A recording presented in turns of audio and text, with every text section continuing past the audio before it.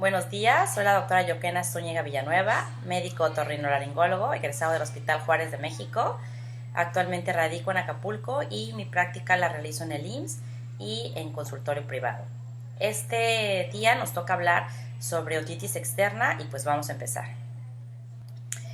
Cuando hablamos de otitis externa nos vamos a referir a la inflamación difusa del conducto auditivo externo que puede incluirnos o no el pabellón auricular y membrana timpánica, ¿de acuerdo? Este tipo de infección se va a llevar a cabo por una ruptura de la barrera mecánica de cerumen y va a estar exacerbada por el aumento de la temperatura y de la humedad. Generalmente este tipo de infecciones, el 10% de la población en algún momento de su vida la va a presentar. La incidencia es de 1 de cada 100 personas o 1 de cada 250. En un promedio, un 10% de la población en algún momento de su vida va a presentar este tipo de infección. Los factores de riesgo para tener la otitis externa puede ser la geografía, la edad o el clima. La geografía, ¿por qué? No va a ser lo mismo, como mencionamos, que va a estar exacerbada por un aumento de humedad, aumento de la temperatura. Eso generalmente pues no va a ser la misma incidencia en Ciudad de México que en Acapulco, por ejemplo, ¿de acuerdo? Pues obviamente en lugares húmedos, en lugares tropicales, en lugares donde el clima sea muy caliente, va a ser mucho más frecuente que en climas como Ciudad de México o en climas fríos, ¿no? En adultos, ¿por qué? Los adultos generalmente sí utilizan por el uso de cotonetes, por la limpieza enérgica, por el uso de auxiliares auditivos, por el uso de aparatos auditivos, por el uso de audífonos. Cualquiera de esas cosas van a predisponer a que la infección sea más frecuente en adultos que en niños, ¿de acuerdo? La fisiología va a estar dada, el conducto auditivo externo tiene formas de protegerse a través de dos formas lo hace. ¿Cómo va a ser? Por la unidad pilosebácea, que está conformada por las glándulas sebáceas y por las glándulas apócrinas, así como los folículos pilosos. Y el otro mecanismo de protección que va a tener nuestro oído, pues es muy importante y va a ser a través del cerumen, ¿de acuerdo? Que va a generar una barrera mecánica y química. El cerumen va a evitar que haya cuerpos extraños como insectos que se pueden introducir en nuestro oído. Si tenemos esa barrera del cerumen, el cerumen los va a atrapar. Si nos metemos a la alberca, si vamos al mar, si vamos a la playa, cualquier agua que entre en el conducto auditivo externo, cualquier humedad que llegue a entrar a través de nuestro conducto, el cerumen va a servirnos como una barrera que va a evitar que nuestra piel del oído se humedezca y haya alguna alteración del pH y eso nos lleve a tener una otitis externa, ¿de acuerdo? Pues como estábamos hablando en estos momentos, los factores que van a predisponer que nosotros presentemos este tipo de infecciones van a ser la alteración del pH alcalino, ¿de acuerdo? El pH normal va a ser de 4 a 5. Una alteración de este pH va a condicionarnos a que podamos presentar este tipo de infecciones.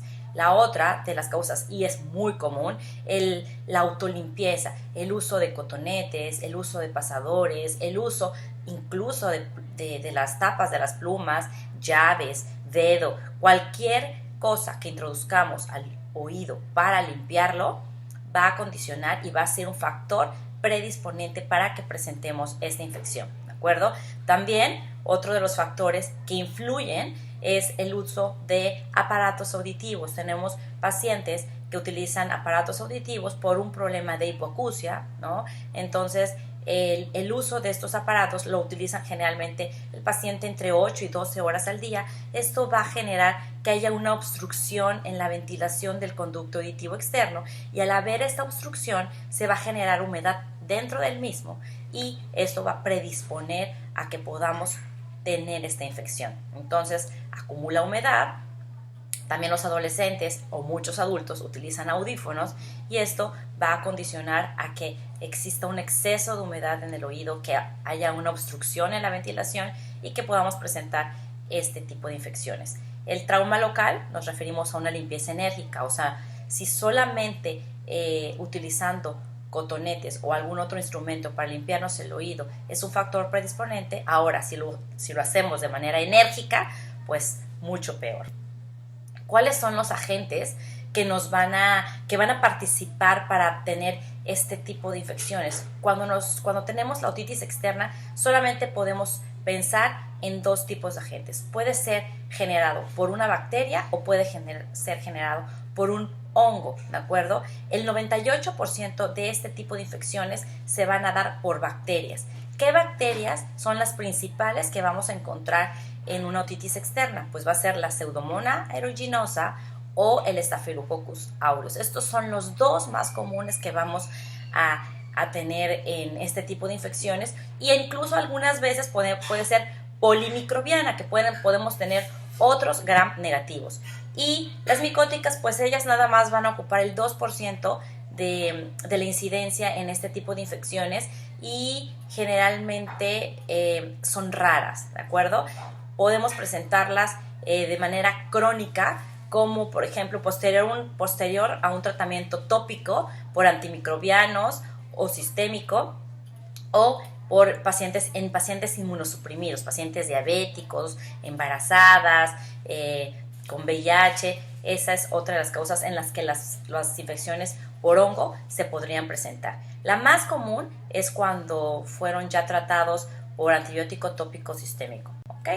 Entonces, otras que podrían participar mucho en menor frecuencia, pero eso no quiere decir que no se presenten, tenemos por virus, crónicas también, por ejemplo, que va y viene y no se atienden, fueron a tratamiento, se les dio tratamiento tópico y mejoran un poco y después recaen, pacientes con otomicosis, otitis externa maligna, que es un tipo de infección, un tipo de otitis que se presenta muy comúnmente en pacientes inmunosuprimidos, en pacientes diabéticos, y la meningitis bulosa también puede entrar dentro de estas otitis externas.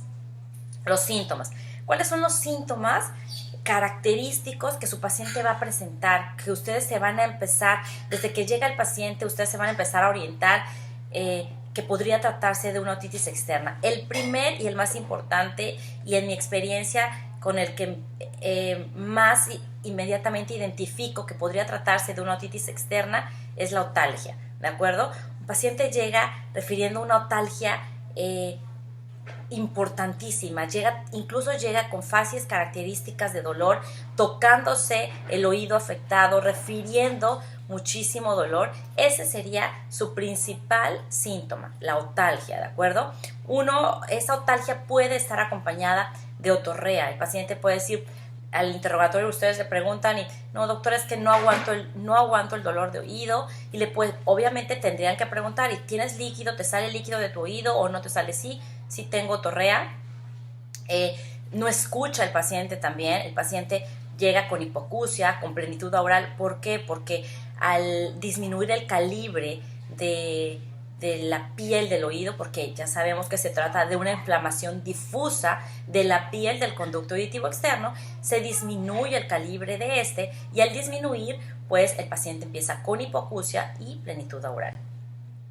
Como una vez que ya hicimos el interrogatorio, que ya vimos al paciente, que lo interrogamos y nos dice, pues me duele, tengo o no secreción, siento incluso dolor hacia la mandíbula, irradiación hacia la mandíbula, irradiación hacia cuando como, lo siguiente que tendríamos que hacer es obviamente la otoscopía, ¿sí? En la otoscopía vamos a identificar de qué área del oído está siendo afectada. Ya con el interrogatorio ya obviamente nos estamos dirigiendo hacia el conducto auditivo externo. Ya tenemos en nuestra mente que podría tratarse de una otitis externa, muy inflamado, que no podemos.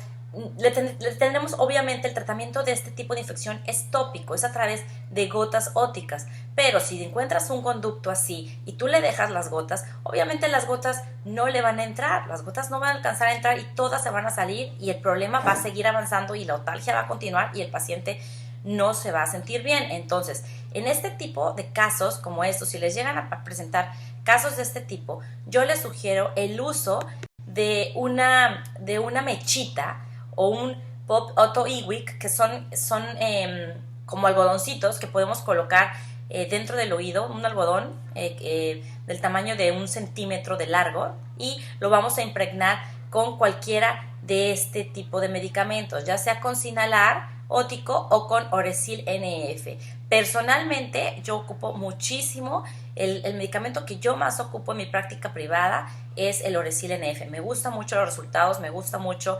la consistencia del medicamento. Entonces yo agarro una mechita que mida 1 centímetro de largo, lo impregno con el Oresil NF y con una bayoneta introduzco la mechita dentro del conducto auditivo externo. Esto nos va a ayudar mucho a que nos sirva como medio de transporte. Nos va a servir en un conducto tan cerrado, nos va a servir como medio de transporte para que las gotas lleguen hasta el fondo del oído y se puedan impregnar, ¿de acuerdo? Una vez que el oído ya está desinflamado, que más o menos pasan entre 2 y 3 días, esa mechita se va a botar sola y entonces ya le podemos decir a nuestro paciente que las gotas se las aplique de manera directa en el conducto.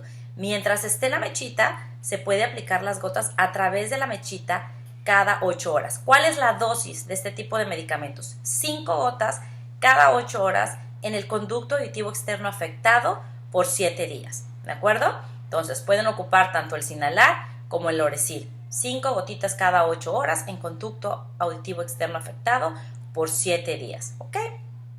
Y pues bueno, estos son el tipo de gotitas. ¿Qué contienen esas gotas que utilizamos para el oído? Neomicina, polimoxina y fluocinolona, como el Sinalar, o pueden tener quinolonas, como el Oresil NF.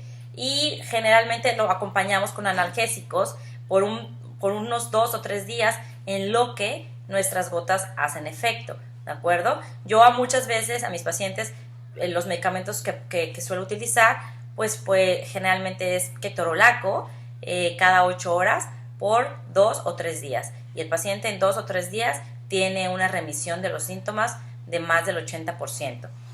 Los antibióticos sistémicos generalmente para una otitis externa no están recomendados de primer inicio, ¿de acuerdo? Generalmente los vamos a ocupar cuando hay una falla al tratamiento tópico, cuando las gotas o el Oresil o el Sinalar ótico no hubo respuesta adecuada, cuando el paciente, cuando fue de inicio consulta con ustedes, le encontramos que tiene una celulitis del pabellón auricular, o puede ser que cuando fue a consulta no la tenía, lo citan con ustedes a los 4 días para ver cómo va la infección y le encuentran una celulitis de pabellón auricular. Entonces también ahí está recomendado el uso de antibióticos sistémicos, o cuando hay una perforación de la membrana timpánica, ¿de acuerdo? Cuando hay una perforación de la membrana timpánica, pues es que tenemos que utilizar también antibióticos sistémicos. ¿Qué tipo de antibióticos generalmente utilizamos? Pues podemos utilizar, como ya vimos arriba, quinolonas, ¿de acuerdo? Las quinolonas pueden ser nuestro antibiótico de primera elección. ¿Con qué vamos a hacer nuestros diagnósticos diferenciales? Los diagnósticos diferenciales de la otitis externa la vamos a realizar con una disfunción de la articulación temporomandibular, ¿sí? La disfunción de la articulación temporomandibular, el paciente también les puede llegar refiriendo mucho dolor. La diferencia con la disfunción es que el dolor de la disfunción no es de inicio súbito, puede llevar muchos más días con el dolor, no es constante el dolor y no va a haber otorrea, no va a haber hipoacusia, no va a haber plenitud oral. También podrían diferenciarlo con un dolor neuropático, ¿sí? Ese es otro de sus diagnósticos en los que podrían pensar. Puede ser una faringitis o una amigdalitis, ¿de acuerdo? Porque cualquiera de esas dos puede generarnos plenitud oral, ¿sí? A través, esas dos pueden generar que tengamos plenitud oral porque la membrana timpánica se inflama y eso puede generar sensación de oído tapado. Ototubaritis es otro de nuestros diagnósticos diferenciales. El paciente refiere plenitud oral, pero no hay otalgia, no hay dolor que se irradia hacia mandíbula, no hay dolor a la masticación, o podríamos tener algún problema en el tercer molar, ¿ok? Entonces, es muy importante, nosotros sabemos que en medicina lo más importante es prevenir, ¿de acuerdo?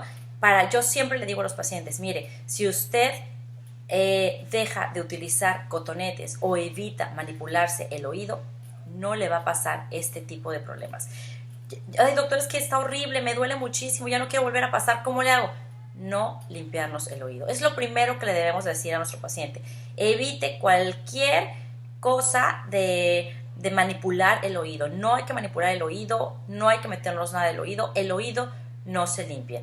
El secado debe ser exclusivo de la concha o del pabellón, pero el conducto no se toca, ¿de acuerdo? La acidificación del CAE, a esto me refiero, por ejemplo, hay gente que va a nadar mucho, o hay nadadores, ¿no? Que les pueden llegar nadadores que practican mucho la natación, incluso hay gente que practica diario la natación 2 o 3 horas, o por deporte, o por alguna terapia que les dejan. Ahí también la acidificación del CAE se podría hacer como para prevenir, y eso se utiliza vinagre para acidificar nuestro CAE, y generalmente se ponen 5 gotitas antes de entrar a nadar y 5 gotitas después. Ese es uno de los métodos que se pueden utilizar para prevenir. Y el uso de tapón de silicón. Hay pacientes que no producen mucha cerilla, pues dicen, no me lo limpio, no lo manipulo, no nada, sí soy nadador, sí me expongo mucho a la humedad, sí estoy constantemente en contacto con el agua, pero no lo toco, doctora, ni nada. ¿Cómo puedo hacerle para evitar volver a tener este tipo de infecciones? Pues bueno, les recomendamos el uso de tapones de silicones. Hay muchos lugares en donde te hacen el tapón, te toman la medida de tu conducto auditivo externo y te realizan, digamos que un tapón a la medida, pero hay otros lugares también en donde venden tapones de silicón, y se los podemos recomendar a nuestros pacientes cada que vayan al mar, cada que vayan a las albercas, y eso va a evitar que se humedezca nuestro oído, ¿de acuerdo? Para los adolescentes o gente que acostumbra mucho a utilizar audífonos, pues sugerirles no utilizar audífonos. Hay pacientes que utilizan sus aparatos auditivos, pues ellos los tienen que seguir utilizando, pero a ellos nada más recomendarles limpiar antes de colocar nuestro auxiliar, limpiar nuestro auxiliar, y si estamos en casa y no estamos conviviendo algo, tratar de quitarnos el aparato cuando estemos en casa, cuando no estemos en una reunión o lo que sea, porque si estamos con una infección en el conducto y seguimos utilizando el aparato auditivo, pues vamos a seguir condicionando que esté húmedo el oído y que no podamos salir de la infección.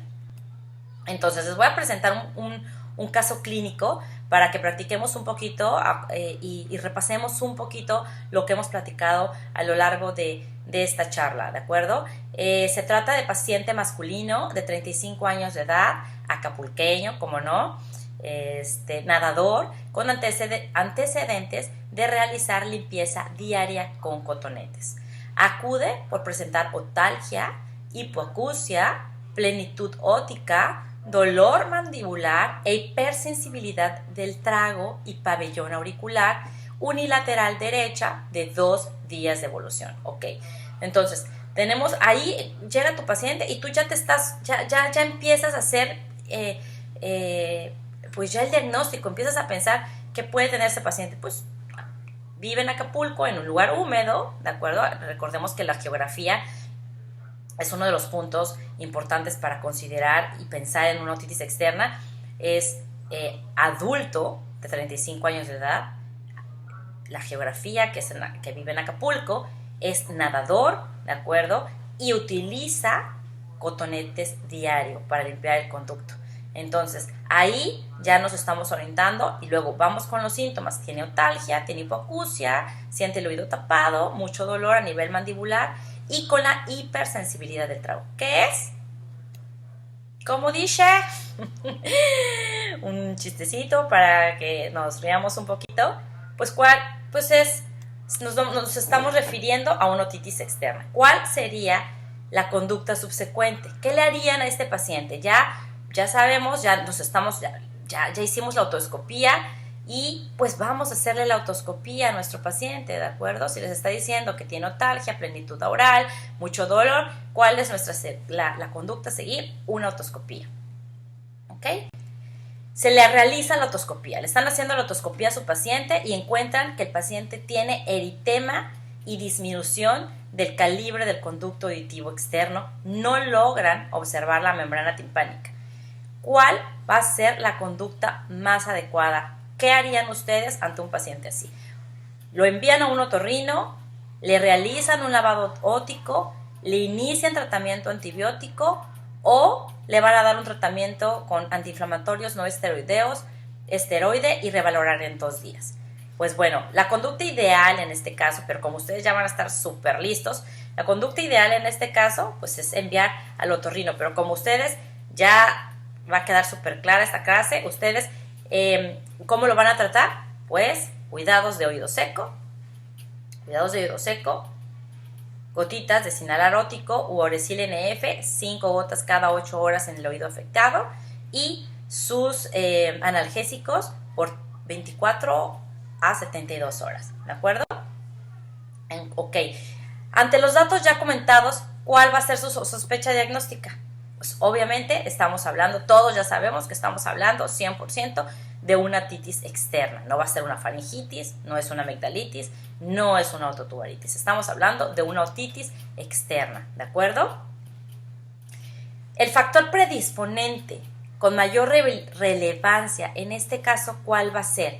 Que practique natación, que tenga una limpieza enérgica con cotonetes, que viva en Acapulco o la edad. ¿Cuáles creen que sea el factor predisponente con mayor relevancia? Todos son factores predisponentes. Todos los que están el A, el B, el C y el D van a ser factores predisponentes. Pero el de mayor relevancia de estos 4 que les estoy colocando va a ser la limpieza enérgica con cotonetes. ¿De acuerdo? ¿Qué medidas preventivas le recomendarían ustedes a su paciente? Si ustedes tienen que recomendar alguna medida preventiva, ¿qué medida preventiva le recomendarían?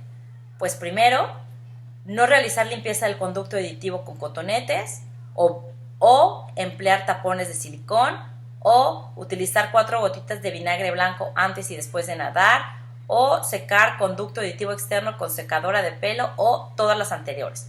En realidad, todas las anteriores pueden ser medidas preventivas que le podemos recomendar a nuestro paciente, pero la que más yo diría que podría funcionar, porque pues no van a ser en general todo, pero de que todas son medidas preventivas, sí. Yo creo que la limpieza del conducto auditivo externo con cotonetes sería la que más le tendríamos que recomendar. Todas son medidas preventivas, ¿de acuerdo? Todas funcionan como prevención, pero el no limpiarse el conducto con nada, yo creo que es la que más le tiene que quedar clara al paciente.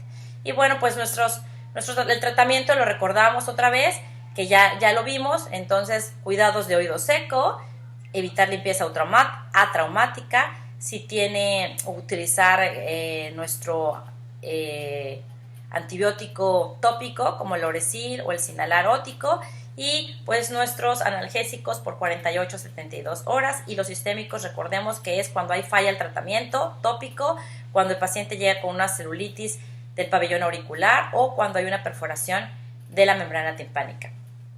Pues bueno, doctores, ha sido un placer para mí contarles un poquito acerca de mi experiencia, en este tipo de infecciones de la otitis externa. Espero que todo haya quedado claro. Si hay alguna duda o alguna pregunta, por favor, es el momento de hacerla. Este tema es muy común. Esta infección es una infección